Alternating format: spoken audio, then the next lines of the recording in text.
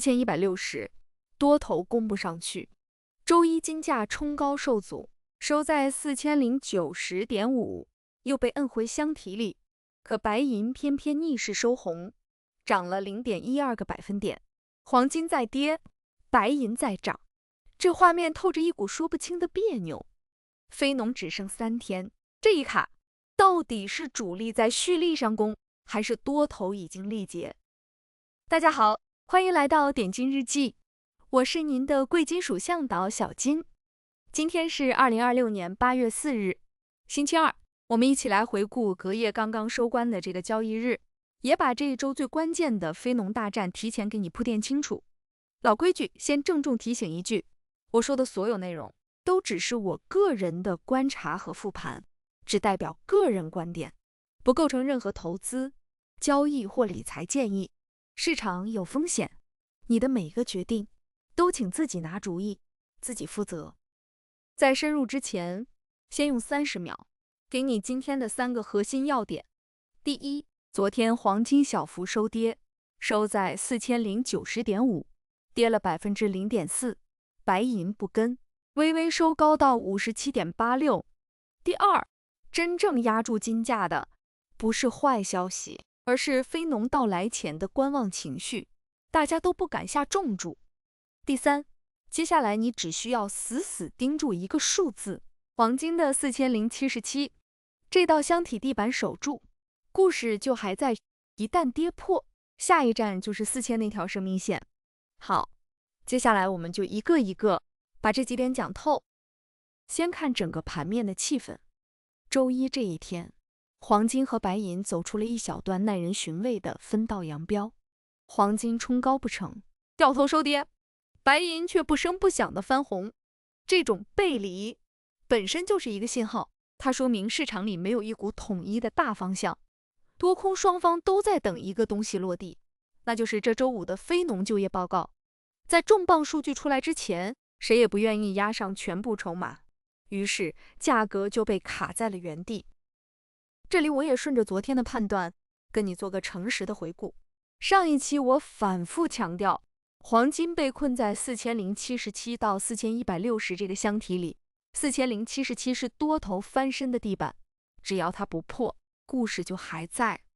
昨天这块地板确实又守住了，收盘4090.5，稳稳站在上面。可另一头，我也说过，多头必须先站上4160，再收上50日均线，才谈得上反转。这一点，昨天他们同样没做到，所以箱体没破，但也没突破。一句话，僵局延续，谁都还没赢。把镜头拉近到黄金本身，昨天这根 K 线走的是标准的冲高回落，盘中一度往上试探，逼近箱体上沿，但就是差一口气顶不上去，随后卖盘涌出，价格被一路摁回到4090.5收官，全天跌幅0.4%。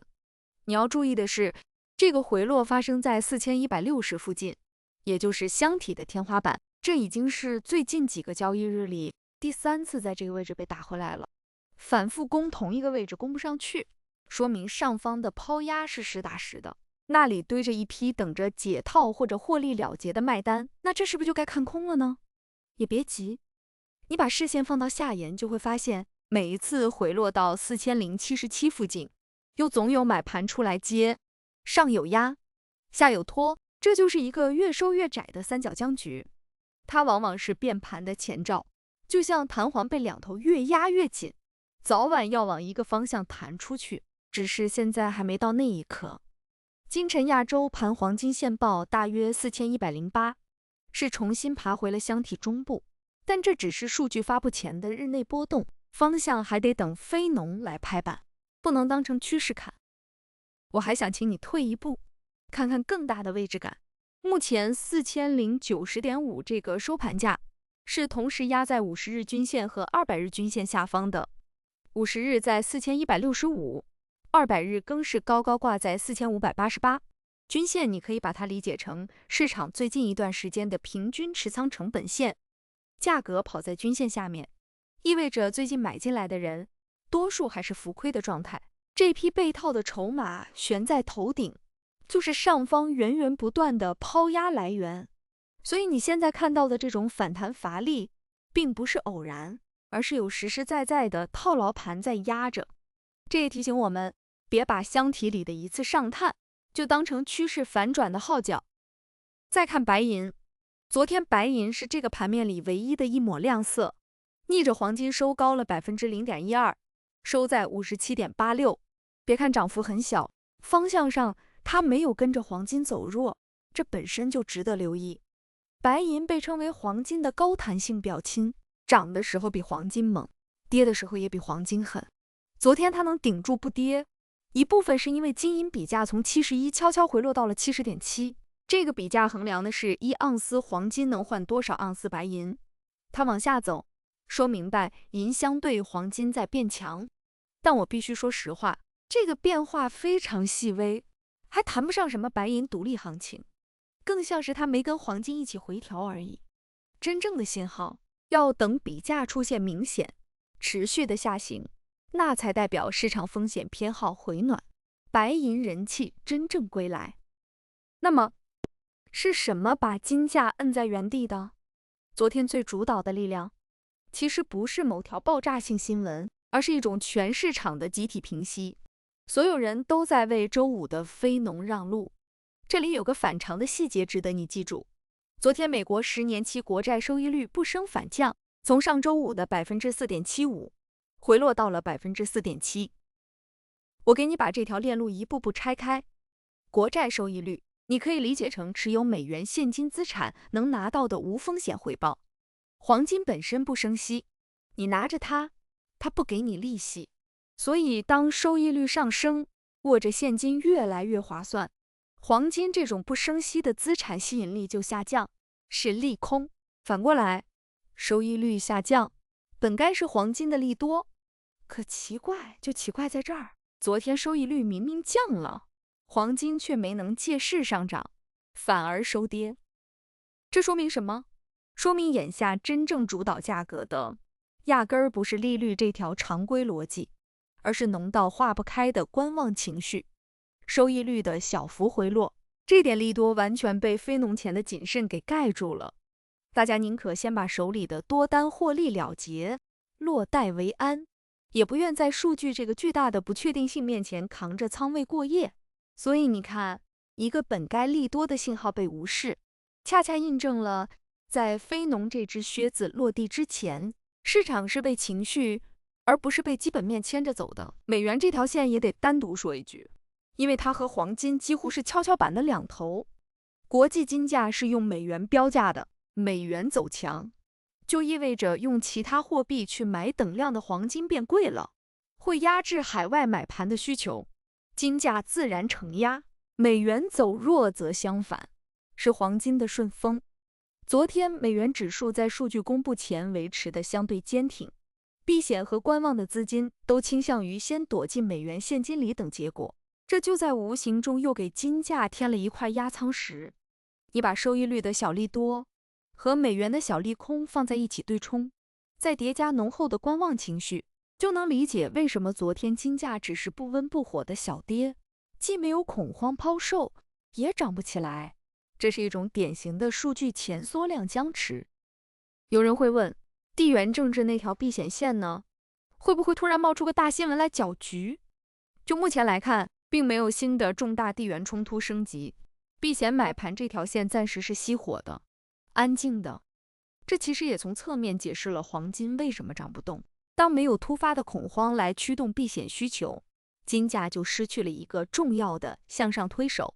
只能回归到利率、美元和数据预期这些常规逻辑里去消化。所以现阶段，你与其去猜有没有黑天鹅，不如把注意力老老实实放回到经济数据本身。绕不开的还是美联储。市场眼下所有的纠结，说到底都是在赌美联储下一步的利率路径，而这周五的非农正是决定这条路径最关键的一块拼图。逻辑是这样的，如果非农数据偏强，就业火热，就说明经济还很有韧性，美联储就有底气把利率维持在高位更久，也就是我们常说的更高更久的高利率。这对不生息的黄金是压力。反过来，如果非农爆冷，就业明显降温，降息的预期就会迅速升温，实际利率下行，黄金就能得到强力的支撑。这里我要特别给你讲清楚实际利率这个词，因为它才是黄金的定价之锚。实际利率，简单说就是名义利率减掉通胀。当实际利率往下走，意味着把钱存起来，扣掉物价上涨之后，其实越来越不划算。这时候不升息但能保值的黄金就香了。所以周五那份报告表面上是就业数字，实质上是在替美联储的降息时间表投票，也是在替黄金的下一段方向投票。这就是为什么全市场都凭着呼吸，赌错方向的代价谁都不想承担。我帮你把两种情景对应到价格上，你心里就有谱了。第一种，非农偏强，失业率走低，薪资还烫手，那降息预期就会往后推，收益率和美元大概率同步走高，黄金短线很可能直接下压去测试4077那道地板，甚至捅破它。第二种，非农明显降温，失业率抬头，市场会立刻抢跑年内降息，实际利率预期下行，黄金就有机会一鼓作气冲击4160到4165那道上沿。你注意到没有？无论哪种情景，落点都恰好压在我们那个箱体的两条边上，这不是巧合，这正说明市场已经把非农当成了那个决定箱体往哪破的扳机。所以别去猜数字，把这两种剧本都备好，价格选了边，你再跟。从技术面来看，黄金一切都清清楚楚地写在那个箱体里。上沿是4160，紧挨着上面还有一道更硬的坎，就是50日均线4165，这两个位置几乎叠在一起，构成了多头必须翻越的第一道城墙，站不上去，反弹就只是箱体里的挣扎。下沿是4077，这是多空反复争夺的翻身地板，也是我请你重点盯防的位置。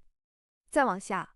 ，4000整数关口是绝对的生命线，那道线一旦丢了，中期的格局就要重新评估。至于更上方的200日均线，还高高挂在4588，短期内够不着。它提醒我们一件事，把周期放长看，价格目前仍运行在中期均线的下方，重心是偏弱的。再说动能，黄金昨天的14日相对强弱指标，也就是 RSI， 读数是 48.7， 处在50上下的中性区域。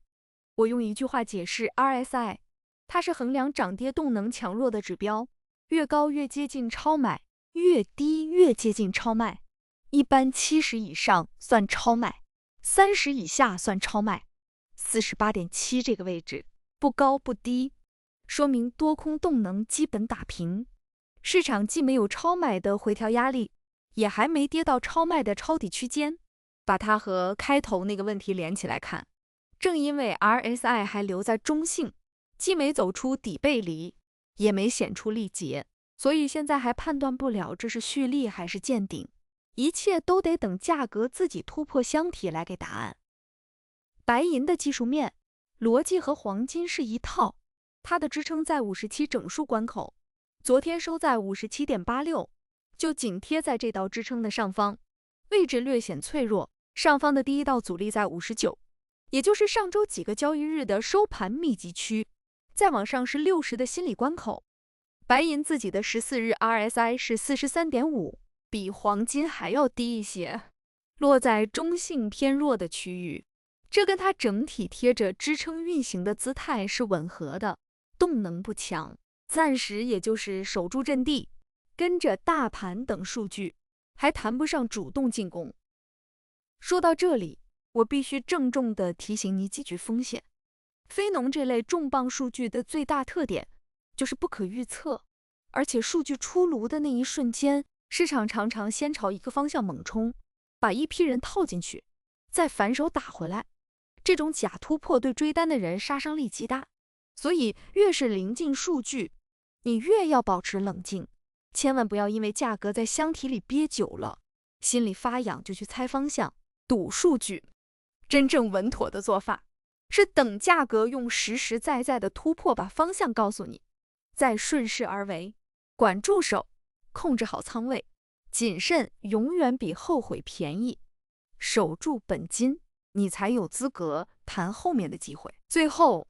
我们把目光投向后市，我把它拆成短线和长线两层，帮你既看清眼前的这盘棋，也别丢了长远的大方向。先说短线怎么看，这一周的日程非常清晰。周三是美国7月服务业采购经理人指数，同时留意当天的 ADP 小非农，它是周五大非农的前哨。周五就是本周的重头戏，7月非农就业报告，失业率和平均时薪一起看，它会直接给美联储的降息路径定价。关键位置上向上，多头必须先攻克4160到4165这道叠加城墙，有效站上去，才打开通往反转的大门。向下，4077这道地板是生死线，一旦被有效跌破，箱体宣告破位，下方直接看4000那条中期生命线。所以短线我的看法很干脆，非农落地前，用箱体思维应对，上沿不追多，下沿不追空，等突破再动手。我再帮你把本周的日程节奏理一遍，你就知道每天该盯什么了。今天余下的时间相对平静，是数据前的蓄势期，适合把计划想清楚。周三的重点是7月服务业采购经理人指数，服务业在美国经济里的权重比制造业更大。同一天公布的 ADP 就业是观察劳动力市场降温节奏的第一个前哨，会给周五定个基调。到了周五，7月非农就业报告一锤定音，就业人数、失业率、平均时薪3个数字一起看，任何一个明显偏离预期，都足以引爆行情。把这3步走完，这一周黄金往哪个方向破箱，答案基本也就揭晓了。再说长线怎么看，把周期拉长，支撑黄金的那几根大梁其实一根都没断，全球央行还在持续购金，去美元化的大趋势在延续，美国高企的债务问题悬而未决，外加实际利率长期下行的预期，这些结构性力量共同决定了黄金的中长期重心依然是向上的。所以你会看到一个很有意思的组合，短线因为数据不确定，我偏谨慎甚至偏空，但长线的大方向我依然是偏多的，这两者并不矛盾。短线是战术，长线是战略，你得同时握着这2把尺子。打个比方，这就像海面上有波浪，海面下有洋流，波浪是短线的涨跌，能把你颠得晕头转向，可真正决定水往哪走的，是底下那股缓慢而坚定的洋流。眼下箱体里的这点震荡就是波浪，央行购金和去美元化才是洋流，别被一时的浪花晃乱了你对方向的判断。那么回到开头那个问题，这一卡到底是蓄力上攻还是多头力竭？我的判断是，现在还是一个不折不扣的僵局，答案握在4077和4160这2道门里，价格有效站上4165，蓄力上攻就成立，有效跌破4077，力竭下杀就坐实。在这之前，任何一方向的猜测都只是猜测。今天送你一句话，也是我今天的核心判断：非农未到，箱体不破不做方向，别急着上车，先等它自己选边。那么也想听听你的看法，你觉得周五非农之后，黄金会先突破4160，还是会先跌破4077？评论区告诉我你的判断。最后，请允许我再次郑重提醒，以上所有分析都只是我个人的复盘和观点，不构成任何投资或交易建议。市场瞬息万变，任何操作盈亏自负，请务必谨慎，做好风险管理，独立做出你的决定。好啦，如果今天这期内容对你有帮助，别忘了点赞、订阅，再点亮那个小铃铛，这样每天清晨的第一手贵金属复盘，你都不会错过。我是小金，我们明天继续点金，明天见。